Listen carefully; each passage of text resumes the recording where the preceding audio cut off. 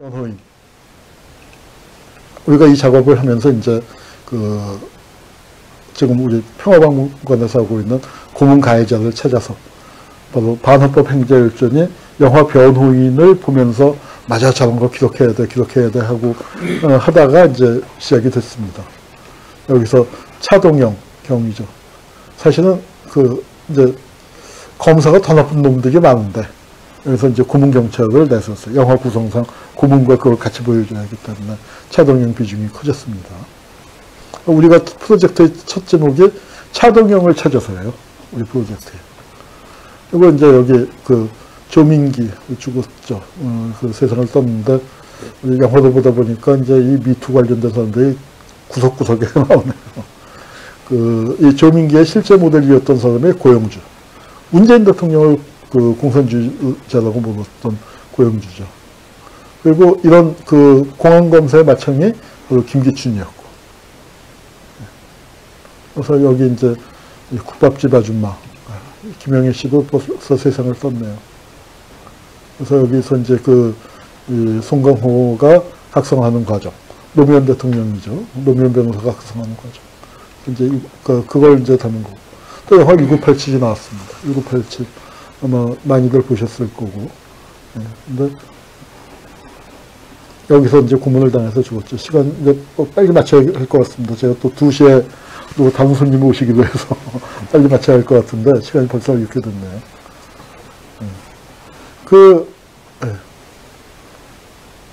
여기 보통 물고문을 할 때는 의자 앉혀놓고 뒤로 고개를 젖힌 다음에 얼굴을 쑥 넣고 물주전자를 부어요. 이런 거 말고 왜 옛날 교실에 있던 큰 주전자 그걸로 2개를 붓는답니다. 그럼 배가 남산처럼 볼록해지는데 발로 콱 밟으면 물을 또 토하고 조금 정신 차리게 한 다음에 다시 붓고 이제 그런 짓을 하는데 보통 물고문만 갖고는 죽질 않아요.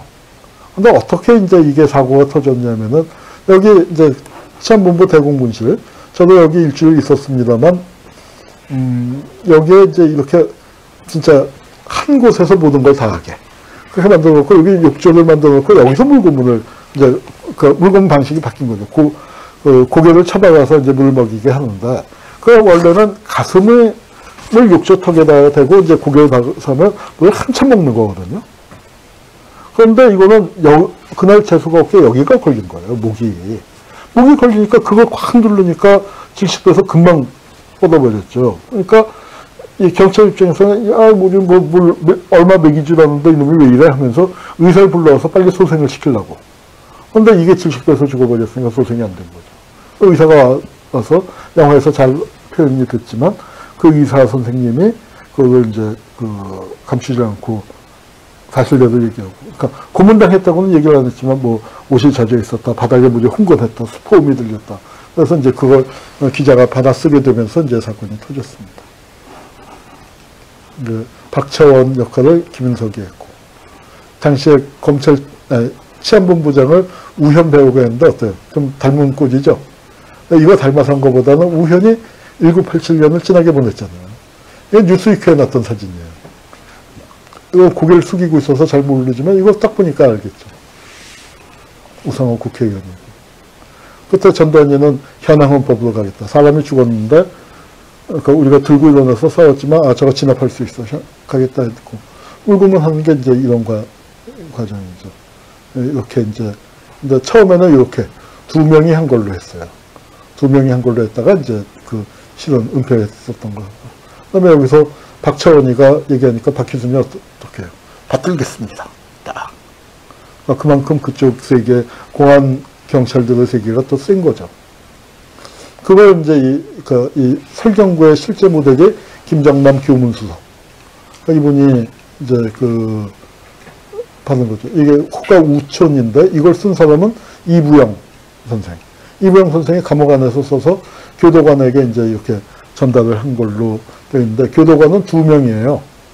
역할을 한 사람이. 그러니까 이거 받아 적은 사람 따로 있고 밖에 전달한 사람 따로 있는데 그거 다 따로 따르면 영화가 재미없으니까 이제 한 명으로 맞춰서 2 사람의 이름을 합쳐서 이제 이름을 만들었습니다. 전병영 씨하고 한누구하고 맞춰서 이혜진의 극중 이름이 탄생을 했고. 근데 이게 보면은 자, 이 우현이지만 우현과 같이 학생운동을 했던 게 안내상인데, 그리고 안내상은 뭘 했냐? 세게 했어요. 광주 미문화원에 시한폭탄을 장치했어. 근데 시한폭탄이 안 터졌어요. 근데 이 시한폭탄을 장치한 공범이 누구냐? 안내상과 같이. 박시백이에요. 조선왕조 신라 아시죠? 이 만화가 박시백. 그러니까 80년대 민주화가 되기까지 얼마나 많은 사람들이 싸웠는가.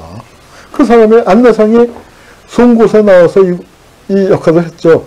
여기 이름이 뭐죠? 누구 하여튼 구소장, 노동상담소 소장을 했는데, 원래 운동하던 사람이라서 참 편안하게 자기가 하고 싶었던 역할을 했다, 이제 그런 얘기를 했는데, 안내상이 광고를 하나 찍은 게 있어요. 아는 사람은 이걸 보고 낄낄대고 웃은 게 뭐냐면은, 가스통 광고예요. 안 터져요, 안 터져. 시한폭탄 안 터졌잖아. 그래서 아는 사람은 했는데, 우리가 80년대에 그런 시절이었습니다. 그리고 이게 그 교도관 두 분. 이거 교도관이 아니고, 이거는, 여기,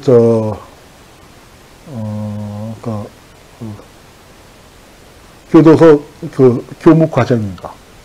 그래서, 그리고 여기 사진 안 넣었거든요. 최환 검사 있죠. 하정우. 그 검사도 중요한 역할을 했죠. 그런데 그 검사가 유명한 공안검사예요. 그 사건 때는 중요한 역할을 했지만 그 사건 지난 다음에 학생들 다 잡아들입니다. 이것도 설명을 하자면 긴데, 경찰과 검찰과의 관계에서 경찰이 저지른 짓으로 검찰이 곤혹스러운 일을 여러 번 당했어요. 그 전에 대표적인 게 부천서 성고문 사건. 그것 때문에 검찰이 욕을 바가지로 뒤집었었거든요. 경찰에 대해서 관계가 극도로 악화됐을 때 이 사건이 터지니까, 영화에서처럼 그렇게 적극적으로 싸운 건 아니고, 그러나 용기 있는 행동을 한 거예요. 그 당시로서는.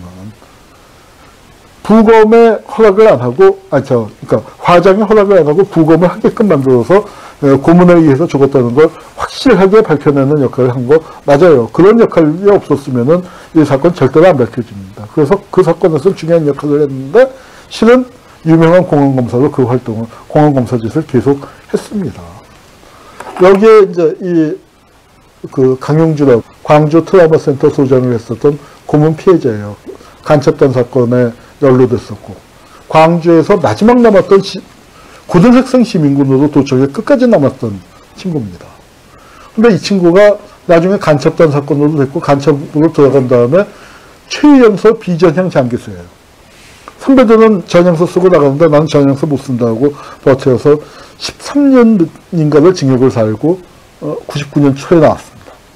근데 이제 그 후에 의예과를 다니다가 했는데 나중에 힘들게 의과대학을 졸업해서 의사가 되고 광주 트라우마 센터장이 됐는데, 이 사람이 안유, 이 교무과장인데, 이 사람이 여기서 이제 이걸 전달해준 의인으로 그렇게 나오니까 굉장히 힘들어 했어요. 왜냐면은 자기한테는 고문 가해자였거든. 근데 고문 가해자도 있고 이랬던 사람들이. 그래서 강용주 개인으로서는 굉장히 힘든 거지만, 안유 같은 사람이 그때 또 그런 선택을 한 건 사실이에요. 그러니까 역사가 바뀌려면 그 경계선에 있던 사람들이 어떤 역할을 취해줍니다. 이게 이부영 선생, 김의성이가 역할을 했던 이부영 선생이고, 이거는 누굽니까? 누구였죠? 연기파 배우.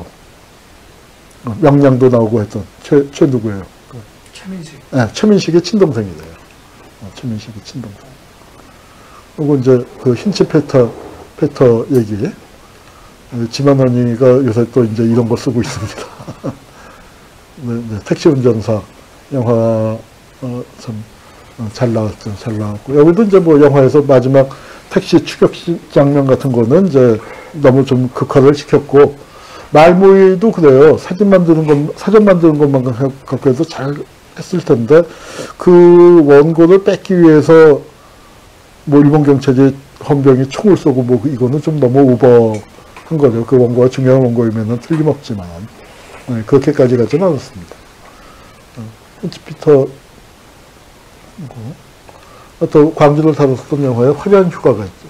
이 영화에서는 화려한 휴가가 있는데, 화려한 휴가는요, 이 영화를 만든다고 했을 때 운동권에서 다 그거 영화 되겠냐. 그러니까 광주는 어떻게 생각했냐면 다 파먹은 김치떡처럼 생각했어요. 김치떡에 물 부어서 김치찌개가 되겠냐.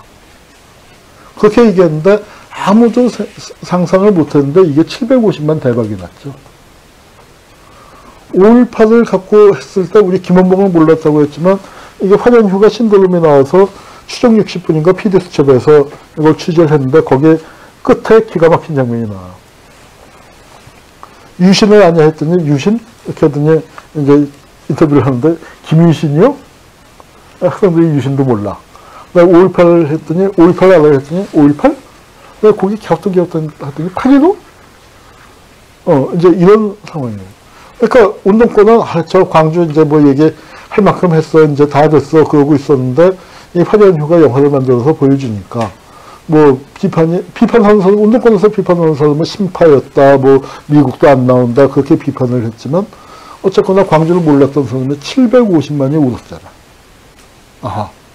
이거는 뭐냐면 과거사가 어떻게 전달하느냐에 따라서. 그리고 영화의 힘이라는 게 놀랐던 거죠.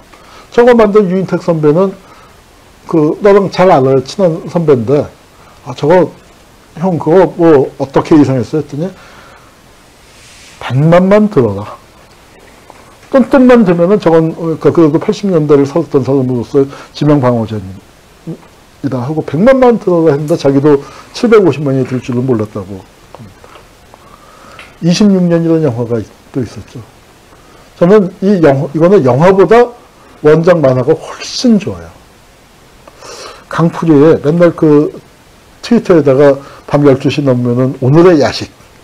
라면 2개, 뭐 피자 이렇게 어떻게 넣고, 이히히 맛있겠다. 뭐, 이제 이런 거 올려서 나는 이제 그냥 그렇게만 생각했는데, 이게 26년이니까, 2006년도에 나온 영화입니다. 그때 제가 뭘 하고 있었냐면, 국정원 과거사에서 과거사를 하고 있었어요. 국정원 과거사에는 최일선 정도가 아니라 적진 깊숙이 들어가서 과거사하고 있었죠. 거기서 적진 깊숙이 들어가서 과거사 갖고 죽어라 하고 싸우고 있는데, 뭐, 과거사 관련된 만화가 나왔다는 거예요. 뭐, 26년 신드롬이다, 뭐 하면서, 이제, 안 봤냐, 뭐 해서, 보라고 그래서, 그거 뭔데? 하고 이제 물어봤어요. 만화, 웹툰 같은 거 잘 안 보니까. 그거 뭔데 그렇게 날게 했더니, 전두환한테 복수하는 얘기를 하는 거예요. 그래서, 우리, 일반적으로 과거사 얘기할 때 정서가 안 맞잖아요. 그거 뭐야. 하고 이제, 그러고 있다가 하도 사람들이 난리를 쳐서, 보라고 해서, 그러니까 이제 훔쳐갖고 웹툰을 보다가, 진짜로, 덜덜 떨려갖고, 한 5, 6회 보다가 덮었어요. 왜냐면 내가 과거사 갖고 제일 앞에서 싸우고 있던 처지거든요. 그때, 진하이 같은 게 최전선이라면 국정원 과거사위는 적진 안에 만든 거니까. 적진 안에 들어가서 싸우고 있었는데, 그때 뭐냐면은, 국정원 과거사위가 2년이 넘었는데, 단 한 명도 감옥에 보내지 못합니다. 못하는 게 당연히 됐고, 한 명도 반성하지 않고, 한 명도 뭐, 공개적으로 그거 못하고 있고, 과거사위원회는 이렇게 끝나는 것인가를 고민하고 있는데, 이거예요. 자, 우리가 굉장히 많이 혼동을 하는 게, 처벌과 보복을 혼동을 해요. 처벌하는 거 보복이라고 혼동해요. 근데 그거 아니죠. 왜 우리가 보복을 하면 안 된다고 해요?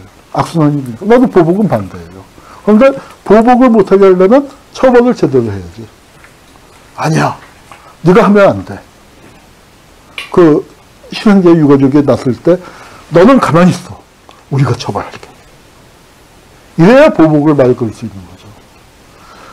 이 26년은 굉장히 철학적인 질문을 던지는 겁니다. 만하지만. 처벌이 실패한 사회에서 보복이 뭐가 나쁜 건데? 그럼 보복하지 말고 살라는 얘기야? 처벌의 필요성은 환경 거였다고 생각해요. 우리 독립운동사에서 빠졌다. 내가 이북 책을 처음 읽기 시작하면서, 이북의 항일빨치라는 책을 읽기 시작하면서, 우리가 독립운동을 할 때, 뭐 연구나 뭐 여러 가지 책들에서 없었던 개념과 정서가 뭐냐면 복수예요, 복수. 그 복수는 일본 놈들에 대한 복수도 있지만 당장 눈앞에 보였던 친일파들에 대한 복수심. 근데 우리는 그게 거세당했어요. 왜? 친일파가 지배됐으니까. 안중근 갖고 위인전이고 영화가 그렇게 많이 나왔는데 그게 왜 가슴에 안 남냐? 복수 개념이 없잖아요. 안중근을 성인으로 만들어놨잖아요. 어? 아주 성스럽게. 안중근이 뭐예요? 쉽게 얘기해서 수틀리는 놈 쏴 죽인 게 안중근 아닙니까? 수틀리는 사람 쏴 죽인 거. 그 안중근이 무슨, 자, 수틀리는 사람을 쏴 죽이는 건 평범한 사람들이 할 수 있어야죠. 독립운동 평범한 사람들이 해야 할 거 아니에요. 근데 우리 안중근은 어떻게 만들어놨어요? 자, 안중근. 어때요? 이토 히로부미 같은 놈을 쏴 죽이려면 태어날 때 등에 별 7개는 갖고 찍어야 한단 말이에요. 별 없는 사람 그런 거 꿈꾸면 안 되는, 그렇게 만들어놨어요. 안중근이라는 분이 지금으로 치면은 동네 학교 짱이었죠. 일찍 먹었던 양반이죠. 그리고 이렇게 아주 건달처럼 그렇게 살다가 나라가 망해가는 과정에서 내가 이렇게 살면 안 되지. 대우 각성을 하고 한 거 아니에요. 평범한 사람의 각성. 근데 안중근을 그렇게 신비화시켜 놓으니까 어때요? 왜? 친일파가 지배하는 세상이었으니까. 젊은이들이 전부 다 안중근처럼 살고 안중근처럼 죽겠다고 나서는 안 되니까. 그렇다고 안중근을 역사에서 지워버릴 수는 없고. 안중근을 위인으로 만드는데 무슨 성인 군자, 도덕 군자를 만들어 놓고 등짝에 별 7개 없는 놈은 감히 그딴 생각하지 마. 왜냐면 친일파들이 젊은이들이 다 안중근처럼 살면은 길거리 못 다니잖아요. 아무나 와서 칼로 푹푹 찔러버릴 거 아니야. 총은 없더라도. 그래서 거세를 시켜놓은 겁니다. 우리한테서 그런 복수라는 개념, 응징이라는 개념에 빠졌죠. 빠진 건데, 그거를 이제 여기서는 26년에서는 처벌과 보복. 처벌이 보복이 아니에요. 보복을 막기 위해서 처벌을 하는 거죠. 그 질문을 던졌습니다. 그리고 여기서 대사 중에 하나도, 이 영화에서는 그 역할, 미진의 아버지가 전던 집 앞에서 분신하는 걸로 그렸는데, 저는 원작이 훨씬 더 좋았다고 생각해요. 그 원작에서 미진의 아버지가 앞부분에서 하는 대사.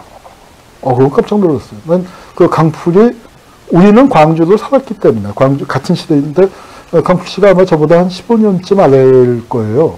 그래서 그 시대를 직접 경험한 분이 아닌데, 어떻게 저런 대사를 썼지? 미진이의 아버지가 건색방 주인인데, 만삭의 아내가 이제 하여튼 미진이 간막 놓고 죽었어요. 그래서 어려서부터 미진이를 혼자 키웠는데, 충격으로 실어증이 왔습니다. 그래서 말을 못했어요.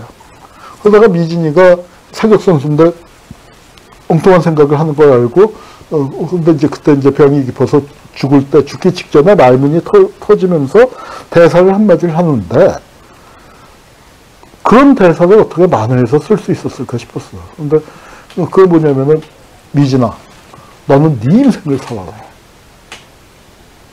무슨 얘기입니까? 80년대를 산 사람들은요, 매 순간을 그렇게 살았다고는 차마 그렇게까지는 얘기 못해도, 80년대를 산 사람들이 감옥 가고 쫄게 맞고 하는 걸 두려워하지 않고 그렇게 나가서 싸울 수 있었던 건 뭐냐면, 광주에서 끝까지 도청에 남은 분들.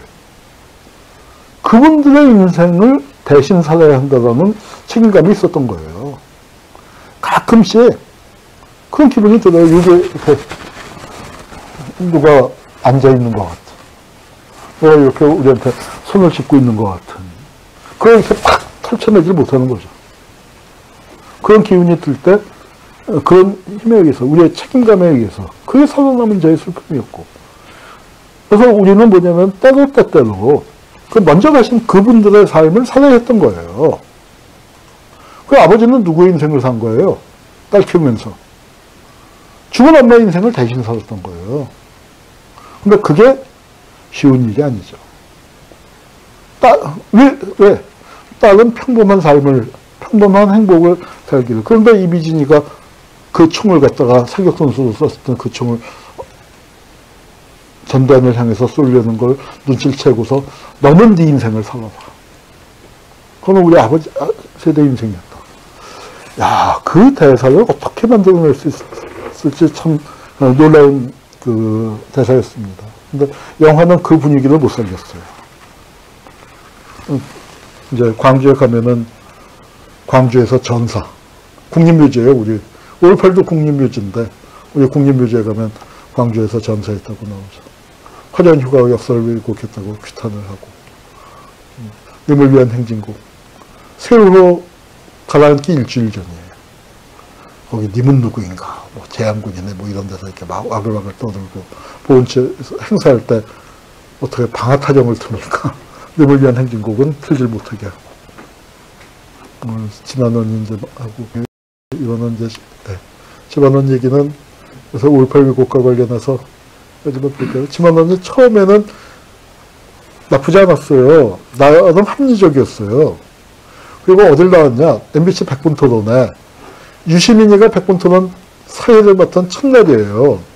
거기에 4명이 나왔는데 참정 군인 쪽에서 나가서 과학적 근거가 이런 겁니다 하고 보여줬더니 그 전까지는 사람들이 혹시 뭐가 있을까봐 걱정을 하다가 와 하고 웃더라고. 이게 광수예요. 이게. 그러니까 광수란 건 뭐냐면 광주에 투입된 특수부대원이라고 해서 광수입니다. 그래서 1번 광수, 2번 광수에서 600번까지 있는데 뭐 이제 그렇게 해서 그 광수를 찾는데 그 중에서 제일 유명한 광수가 이거죠. 이 할머니가 이 모든 광수의 사령관이었던 북한군 특수부대장. 이 사람은 직책이 호위청사령관이니까 경호실장급인데 경호실장이 평양을 비우고 왔을까요? 그 근거는 뭐냐면 이거예요. 닮았다. 이 인상이 닮았다는 거예요. 눈만 쬐어놓고 보면 달라. 인상이 뭐 약간 비슷한 느낌이 들긴 하지만 그리고 실제로 보면은 다른 사람이죠. 이목구비도. 결정적으로 여기는 여자고 여기는 남자고. 황장엽이도 왔었다. 뭐 장성택이도 왔었다. 우리가 아는 모든 이북 사람들은 다 왔어요. 이 이일성은 누구냐면은 김일성의 소년 빨치산이에요. 아주 어려서 빨치산이 돼. 김일성의 전령병 출신입니다.